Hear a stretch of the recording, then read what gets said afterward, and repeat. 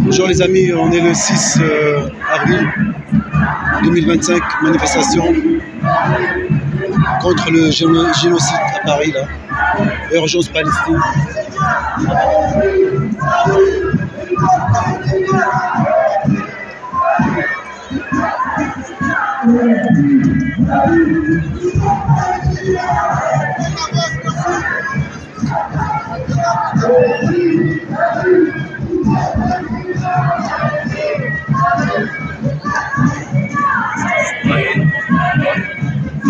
Salut Nadia. Salut Diane. Une nouvelle journée là, mobilisation. Nouvelle, ouais, du moins nouvelle. Malheureusement, on n'a pas le choix hein, parce que ils accélèrent eux. Hein. Ils accélèrent pendant que nous on se bat pour des broutilles, hein, pour du papier cul, hein, pour le pouvoir d'achat, voilà. Hein. Pendant ce temps-là, des innocents, des enfants se font massacrer. Hein. Depuis la nuit des temps, mais là, ils accélèrent, hein, parce qu'on sait très bien ce qu'ils veulent. Hein. Comme dit à Trump, hein, on va faire le Monte-Carlo, non, le Monte-Carlo, là, je sais pas quoi, de Gaza, hein, il va faire la ville, voilà, hein, Côte d'Azur, hein, de Gaza, alors qu'on sait très bien, c'est pour le gaz et toutes les matières premières qu'il y a à ce côté-là, hein, qui permettrait de reconstruire largement Gaza des centaines de fois. Boycott. Et c'était des rebeux qui avaient des canettes de coca. Ouais. Il y a les nanas qui lui ont parlé, il a jeté ses 2 canettes de Coca-Cola. Ah oui, il faut boycotter. Voilà. Surtout, c'est important. Mais c'est quand même malheureux que les gens ne comprennent pas qu'il faut justement les mettre en amende. Mais si déjà le monde arabe, le monde des musulmans se ralliait un peu et ça a été un peu plus solidaire, bah peut-être qu'on ferait avancer les choses, hein, parce que c'est quand même c'est honteux, c'est honteux. Moi je vois qu'il n'y a pas de solidarité de leur part, hein. Moi je vois bien, hein, je les vois manger dans les McDo, je les vois consommer, je suis outré, je suis dégoûté. Hein. Et heureusement qu'il y a des Français qui se mobilisent, hein. Déjà ça prouve bien. Et pareil, hein, regardez la manif RN, moi je sais pas, hein, mais pour 11 millions soi-disant d'électeurs et de votants pour le RN, bah, ils étaient comment dire, Ils étaient où, à l'hôtel de ville, c'est ça? Non, ils étaient pas à l'hôtel de ville, ils étaient à Place Vauban. Place Vauban. Il y avait un rassemblement à l'hôtel de ville, je sais pas si... Ça c'est autre chose encore. FCA, je sais pas quoi. Hein? FEC, je sais pas quoi. Ça c'est autre chose. T'as pas besoin tu vas donner toute la liste de toutes les manifs, c'était pas la peine. On fait la comparaison du RN qui est facho et qui, avec un parti d'extrême droite qui s'est d'ailleurs rallié à Netanyahou et qui vont faire tout le monde y défile là-bas à Israël. On parle de eux. Moi, les voitures qui manifestent pour pouvoir circuler, franchement, Tchahal, pourquoi tu nous envoies là-dessus dans la mesure que putain, les gens se mobilisent pour pouvoir circuler. Moi, je mobilise pour l'humanité, je me mobilise pour des enfants qui se font tuer, massacrer. Tu vois un peu le niveau quand même. Donc par pitié, me renvoie pas, c'est pas du plafond qui vont se mobiliser pour circuler avec leur putain de voiture, pendant que je te dis encore, une population complète, notamment des enfants, des innocents, se font massacrer. C'est ça la réalité. Donc qu'est-ce que j'en ai à foutre qui manifestent à Hôtel de Ville ou à Perpète? Je suis désolé, Tchahal, hein, mais nous renvoyer dans ce genre de propos de manifestation de bas du plafond, alors que normalement on devrait être tous là aujourd'hui, sur celle-là, parce que pour moi c'est la meilleure des réponses du RN. Hein. Voilà, parce qu'on regarde bien, les 3/4 c'est des Français, hein, parce que les 7 millions, là, un peu plus de 7 millions de musulmans, ils sont où de France? Ils sont où, hein? T'inquiète, ils sont bien planqués, ils consomment, eux, d'accord? Donc encore heureux qu'il y a une partie des Français, non racistes, la preuve elle en est là, qui eux se mobilisent pour la Palestine, pendant que les musulmans, là, les muses, continuent à boire du coca et vont bouffer au McDo, c'est tout ce que j'aurais à dire. T'as autre chose à dire, toi, ma belle? Non, mais t'as dit qu'il y avait combien d'électorats chez le RN? 11 millions, soi-disant. 11 millions, et puis ils attendent entre 5 000 et 8 000. Ouais. Le RN qui attend 5 000 et 8 000, donc déjà il y a un problème puisque vous dites avoir 11 millions. Mais je vais faire la comparaison avec Donald Trump, qui soi-disant il a été élu par tous les Américains, etc., enfin majoritairement. Comme quoi les élections, c'est de l'arnaque et elles sont fausses, d'accord? C'est que sur sa page sociale, regarde combien de millions, 9,37 millions seulement de followers, Donald Trump, sur sa page. Il a que 9 millions de followers. Le mec, il a été élu et il a que 9,37 millions de followers. Et il y a combien d'habitants aux États-Unis? Tu vois ce que je veux dire? Ça représente rien, quoi. Mais il a été élu, tu vois, même si c'est des sans électeurs quand même, c'est rien du tout. Donc tout ce qu'il fait en réalité, Trump. Moi personnellement, je n'arrête pas de le dire. Trump est un sioniste. Le sionisme est mon ennemi. Les Trumpistes sont mes ennemis. D'accord? Et donc, j'arrête pas de le dire. Toutes les mesures que fait... en fait, c'est ce qui se passe là-bas à Gaza et en Palestine. Ça n'aurait pas été possible si Trump n'avait pas donné un chèque en blanc aux nazis israéliens pour leur permettre de lancer la dernière salve d'extermination de ce qui reste comme enfants, comme population civile et innocente, des gens qui n'ont pas d'armée pour les défendre. Enfin, c'est pas... On parle pas de deux armées qui sont en train de se confronter, comme l'Ukraine et la Russie, par exemple. On parle d'un peuple qui est livré seul à une armée. Ouais. Le Hamas, ce n'est pas une armée. Où sont les chars? Où sont les bombardiers? Où sont les tanks? Où sont les pays qui les fournissent en armement? Où est la coalition, etc. Voilà. Alors que Israël, non seulement c'est une armée équipée, d'ailleurs Trump a repris les livraisons de bombes et d'armes dès qu'il a été investi en tant que président. Ça, c'est tout les gilets jaunes trumpistes, sionistes, qui encensent Trump, hein, parce qu'ils l'appellent le boss. Hein. Moi, j'attends juste qu'il va parler de Trump, là, comme le boss. Je parle en direction des gilets jaunes trumpistes, sionistes, là. D'accord? Ils sont mes ennemis, d'ailleurs. Je ne sais même pas pourquoi ils ont manifesté un jour, parce que normalement, quand tu es gilet jaune, t'es forcément palestinien. Très honnêtement. Si tu es gilet jaune et tu es souverainiste, et un vrai souverainiste, tu te bats pour la souveraineté de ton pays. Les Palestiniens se battent pour la souveraineté de leur pays et reprendre leur liberté. Donc dans ce cas-là, tu n'es pas un gilet jaune. C'est comme les nations, c'est comme le nationalisme. Si tu es nationaliste, normalement, tu dois être dans le combat pour les Palestiniens. Et c'est quelque chose, on va prendre par exemple Ivan Benedetti. Ivan Benedetti, il affiche le kéfier. Il est de l'œuvre française. La partie vraiment extrême droite nationaliste, les nations, tu vois, eux, ils sont pro-palestiniens. Pourquoi? Mais parce que leur combat à eux, les nations, c'est le nationalisme. Donc forcément, ils sont du côté des peuples autochtones qui revendiquent leur droit de rester sur leur terre et se battent pour rester sur leur terre. Et c'est logique, c'est cohérent, tu vois.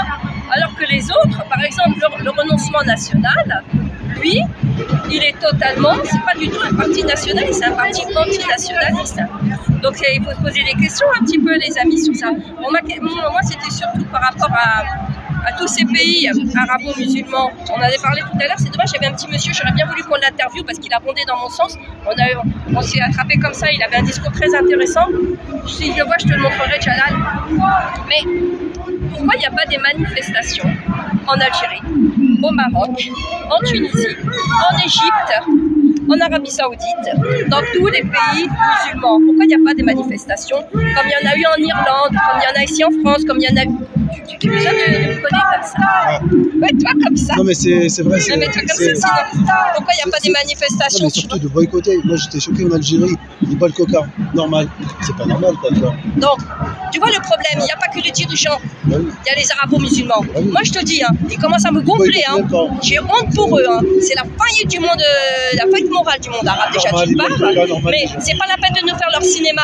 On soutient la Palestine quand tu bois du Coca-Cola derrière. Quand je ne vois aucune manifestation pour la Palestine, d'accord, chez ces pays-là, je ne vois pas. Par contre, les Irlandais, c'est pas un pays arabo-musulman, ils sont dans la rue. Les Américains, ils sont dans la rue, d'accord? C'est pas un pays arabo-musulman non plus. Alors oui, c'est un problème humain, d'accord? Toute l'humanité devrait être concernée. Mais les premiers qui devraient montrer l'exemple, quand même, c'est les arabo-musulmans, non? Normalement. Quand tu vois les Saoudiens c'est pire. Tu sors un drapeau palestinien, ils font la chasse aux gens qui sortent le drapeau palestinien et ils l'arrachent. Non mais ce sont des immondices, hein. Vraiment, les dirigeants sont des immondistes, mais en plus, nous, parmi ceux qui prétendent être du côté des Palestiniens, eh ben, ce sont des hypocrites et des lâches. Vous êtes en train de montrer un visage d'une lâcheté, d'une hypocrisie qui donne envie de vomir. Et j'ai vraiment honte.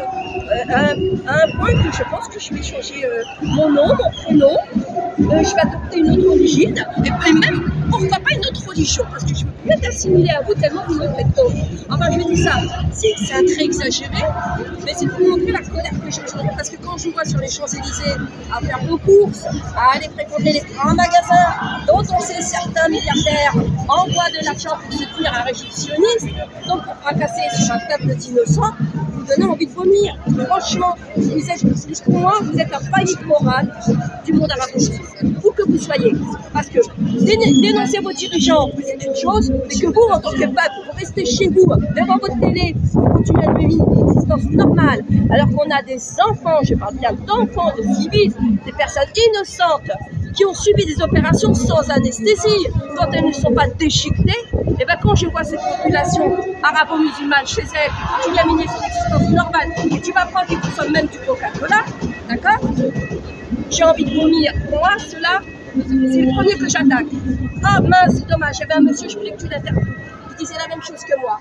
Ah, il était très intéressant. Il venait de millions de musulmans en France, il m'apprend qu'il y a 15 millions. Oh non, mais c'est pire que tout. Donc tu vois, j'ai dit, c'est dommage qu'il disait des choses très intéressantes, et lui il dit, c'est vrai, c'est tout le monde arabe. C'est tout le monde arabe. Je sais pas, leur cœur, il a une place en tout leur cœur. Alors moi, si leur cœur est dans un bloc de glace, mais leur pire, vous êtes déshumanisés, vous êtes devenus des produits de consommation. Et vraiment, vous êtes des produits de consommation. Vous êtes des putains d'esclaves. Je ne comprends pas. Et quand je vois qu'il y a beaucoup de femmes dans les manifs, alors pour moi c'est pire que tout. C'est pire que tout. Moi j'aimerais bien rester chez moi, m'occuper de mes enfants, m'occuper de ma popote, m'occuper de ma maison et voir les hommes sur le terrain. Mais on ne vous demande pas d'être violent, mais juste le nombre, des millions comme ils sont ailleurs. Ailleurs, ils sont des millions. Et c'est parce que, heureusement qu'ils étaient des millions aux États-Unis, que ça a permis quand même de mettre en lumière et d'envoyer plein de dossiers, de dénoncer la vérité, parce que sinon on n'aurait jamais été au courant de tout ce qui s'était passé en Palestine depuis et avant le 7 octobre, tu vois. Sinon, la vérité n'aurait jamais été éclatée, mais grâce à tous ces gens-là, regarde ce militant palestinien aujourd'hui qui est un amour, on le voit bien, l'expression de son visage, il envoie de l'amour, on voit bien qu'il est bienveillant, et bon, aujourd'hui il se retrouve dans un centre de rétention et menacé d'expulsion alors que sa femme est enceinte et qu'il est résident légal. Et il n'y a pas que lui, il y a aussi cette docteure, hein, qui est la Gestapo, tu vois bien, c'est même pas, je suis persuadée que c'est même pas des policiers, ce sont des policiers, ce sont les Mossad, ils envoient les Mossad. On dit des barbouzes. Oui, mais c'est du Mossad, tout ça, c'est une policionniste, et donc ils sont partis la chercher parce qu'elle a fait un article, et on te dit que le premier des amendements aux États-Unis, c'est la liberté d'expression. Mais la liberté d'expression, sauf pour ceux qui dénoncent la vérité, puisque là, c'est le combat pour la vérité, avec un V. Et c'est ça en réalité. C'est pas le combat contre... On n'est pas là pour dire... Un combat, on n'est pas en train de mener un combat contre les Juifs. Le problème, c'est contre les Juifs eux-mêmes. Le problème, c'est le sionisme. Et comme je l'ai rappelé tout à l'heure, le sionisme, il peut venir aussi des chrétiens et des traites arabo-sionistes. Moi, je les appelle des traites arabo-sionistes. Donc le problème, c'est pas les Juifs. Et merci à tous ces Juifs comme Jews for Peace aux États-Unis, hein, et tous ces rabbins. Il y a des rabbins aussi, et aussi des Juifs qui aident les bergers palestiniens en Cisjordanie, qui se battent, et tous ces jeunes qui refusent de faire l'armée en Israël et qui sont condamnés et en prison. Tu vois bien que ce n'est pas un problème de juifs ou de musulmans, c'est un problème d'une idéologie mortifère, dangereuse, qui se servent des juifs déjà comme chair à canon pour leur projet messianique. Voilà. Merci. Merci, Fatih. Oui, voilà, ce que je disais, Jade, ça là, le monde qui filme le monde. Regarde le monde là-bas, et il y a encore dans la rue, hein, ils n'ont pas tourné. Hein. C'est la meilleure des réponses du RN. Ouais. Parce que regardez le nombre de personnes qui sont déplacées, hein, à l'appel du RN. Soit dit en passant, cette manipulation me dégoûte, mais de tous les partis politiques. Parce que ce qu'on ne vous dit pas, les journalopes, ils ne vous disent pas, hein, et toute la classe politique, c'est que c'est un procès depuis de 2019. Hein. 2019, nous savions déjà que le RN avait détourné l'argent, hein, de l'Union européenne, on le sait très bien avec les emplois fiscaux. Ils ont laissé traîner. Ils ont laissé traîner, mais comme par hasard, ils le sortent aujourd'hui. Pourquoi? Parce que pendant qu'on est occupé d'un côté avec la gauche, qui se stigmatise, moi-même je l'ai stigmatisé, la gauchiasse, parce que j'ai du mal avec eux, ils ne veulent pas comprendre qu'il n'y a pas de réelle gauche, ça n'existe pas, le socialisme ça n'existe pas, et c'est une façon pour vous de vous faire croire qu'ils se battent pour vous, pour vos droits. Mais en attendant, donc, ils nous ont sorti son dossier à la marine, déjà pour stigmatiser les juges. Alors, pour question juge, ils me font rire, parce que quand les juges, hein, vont faire du sourcil à un pédocriminel, je n'entends pas la classe politique sortir en disant quelle honte, regardez les juges, ils sont tous achetés, tu vois, ils font partie d'un réseau, je les entends pas dire ça. Silence. Maintenant, quand ils ont condamné Fillon, je les ai pas entendu sortir pour condamner Fillon pour ses costards, juste des costards, et puis bien sûr l'emploi fictif de sa bonne femme. Tous les partis politiques emploient, comme j'ai toujours dit, s'ils pouvaient employer leurs propres chiens aussi, ils mettraient leurs chiens dans le gouvernement. Il y a les enfants, les cousins, les cousines, les oncles, les tantes, ils font manger toutes les familles, d'accord? Et aujourd'hui, pour qu'on puisse être focalisé sur ce soi-disant scandale, hein, le RN, eh ben on nous met ce procès qui aurait dû avoir lieu depuis des années déjà, on le sort aujourd'hui, et pendant qu'on nous occupe avec ces soi-disant, oui, vous vous rendez compte, c'est anticonstitutionnel, elle est où la démocratie? Mais déjà, elle est où la démocratie dans la mesure que n'importe qui est condamné, même s'il fait appel, il ne peut pas aller à son boulot. Elle est quand même à l'Assemblée nationale. Donc voilà la condamnation. Si c'est une condamnation comme le Sarkozy avec un bracelet et qui se balade aux Seychelles, ça me fait rire. Donc tous ces raclures qui devraient être en prison, comme Balkany, mais la liste elle est longue, en vérité la liste elle est hyper longue. Donc tous ces raclures qui devraient être en prison sont en totale liberté. Je vois pas pourquoi ils pleurent misère pour la marine. Hein. D'accord? Que Cahuzac aussi s'est fait épingler. À quel moment il a été en prison? Ils ont tous ils sont fait épingler pour le détournement de fonds. D'accord? Ça n'a pas fait le tollé comme ils font aujourd'hui le tollé. Mais non, c'est parce qu'on doit nous occuper avec ça. Comme ça, les journalistes, toute la journée, ils font que ça. Ils nous occupent avec ça. Il y a pendant ce temps-là les procès, notamment pour le Covid, ils commencent à sortir hein, parce que les victimes commencent à porter plainte et à avoir des procès, puisqu'il y a déjà une femme qui a été reconnue, la justice l'a reconnue, que sa pathologie vient bien suite à l'injection. Donc de plus en plus il y aura ça.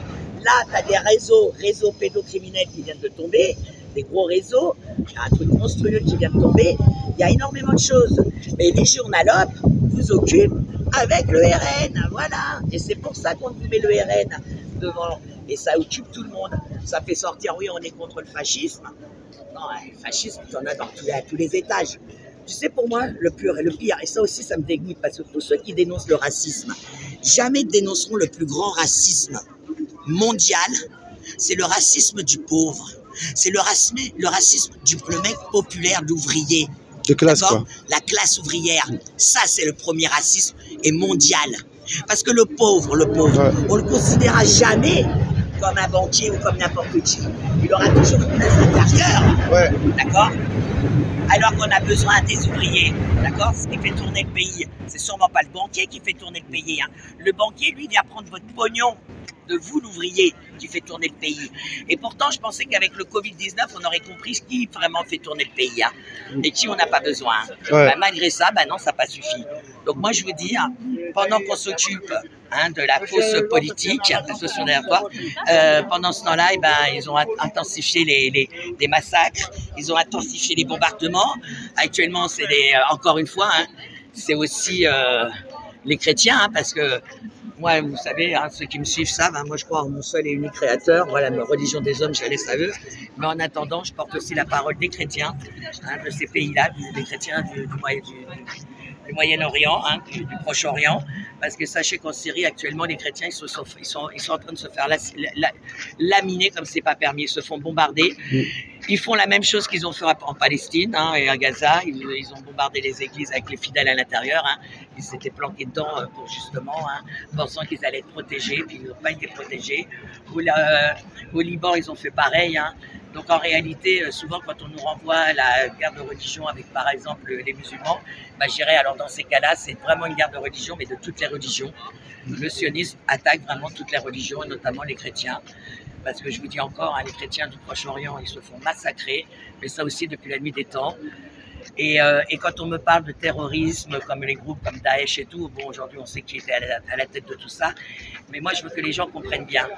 Quand on parle de terrorisme, qui sont les premières victimes de ces soi-disant groupes terroristes musulmans là, c'est les musulmans. C'est les musulmans les premières victimes de ces groupes-là quand tu regardes bien. Ouais. Et les civils, toujours la population, toujours les civils. Moi je sais pas, Qu'est-ce que vous en pensez, monsieur? Si demain on décide, je dis bien si on décide d'être terroriste, est-ce qu'on foutrait une bombe dans un théâtre ou à l'Élysée? On est bien d'accord. Mais je dis ici, mais on l'est pas. Mais voilà, et c'est là où je me dis, mais c'est la blague, quoi. Ils attaquent soi-disant les gouvernements, mais c'est toujours la population civile qui prennent. C'est jamais les endroits. Et quand on me dit qu'ils sont trop bien sécurisés, on l'a prouvé avec les Gilets jaunes, comment on peut approcher de tous ces centres-là, de tous ces trucs-là, en réalité. Hein. Mais pas quand on est à une masse, hein, mais deux, trois personnes qui se baladent sur le trottoir. On l'a fait déjà, on est passé devant le centre, leur truc de ministère, tu vois qu'il n'y a personne, hein. On est bien d'accord, hein. Tu passes devant le Sénat, tu passes devant le Sénat, il n'y a personne, tu passes devant, voilà. Donc si réellement ils veulent attaquer les gouvernements, voilà, mais bon, c'est toujours la population, c'est toujours les innocents qui trinquent.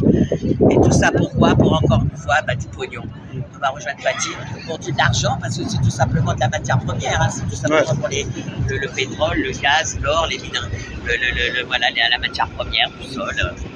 Ça me dégoûte, parce que c'est ce qu'ils veulent faire, ils veulent annexer tout le Moyen-Orient, ils veulent nous faire le grand Israël, la preuve elle en est là, ils nous envoient les colons là-bas, et de toute façon, c'est quand les gens, souvent me disent, mais pourquoi tu es toujours aussi pour la Palestine? Je dis, mais parce que nous sommes aussi des Palestiniens par certains côtés. Quand tu regardes l'humanité d'abord. C'est l'humanité, mais aussi, c'est pas que ça. Quand tu regardes en France, c'est la même. Un OQTF qui viole, qui tue, il peut pas être reconduit. Maintenant, s'il fait un acte antisémite, il est reconduit en 2 secondes. Tu vois ce que je veux dire? Paty l'a bien expliqué. Dès que tu milites pour la Palestine, tu peux être reconduit, tu peux être en prison, tu peux être où? Alors que